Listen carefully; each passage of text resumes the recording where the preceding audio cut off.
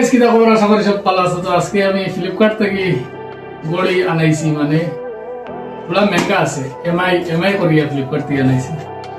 বহুত শখ আছিল কইলাম একটা ঘড়ি কিনতাম, বহুত দিন পরে মানে ঘড়িটা মানে তোরা দাম কমছে, অপেক্ষা করতে করতে মানে ও আনাইছি। ডাব্বাটা খুব সুন্দর আর ডাব্বাটা খুব সুন্দর, কোম্পানি দেখিলা বুঝলো।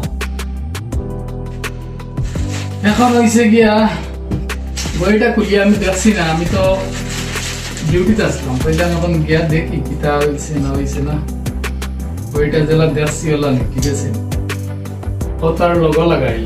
এখন ঘড়িটা দেখিল ও কালার ওলা মানে যেলা দিছি কালার ওলাই, আলাগ কিচ্ছু নেই, সেম টু সেম।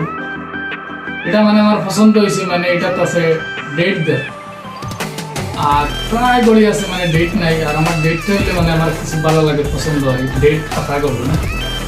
তো এটা মনে হয় রাইট, মনে হয় যে ঘড়ির খাটা আছে যে, আর এর 2-3-4টা জায়গাত মানে ইয়ে আছে লাইট জ্বলবো, লাইট যেটা দেখায় আর কি, লাইট দেখায় টাইমিং দেখার লাগে।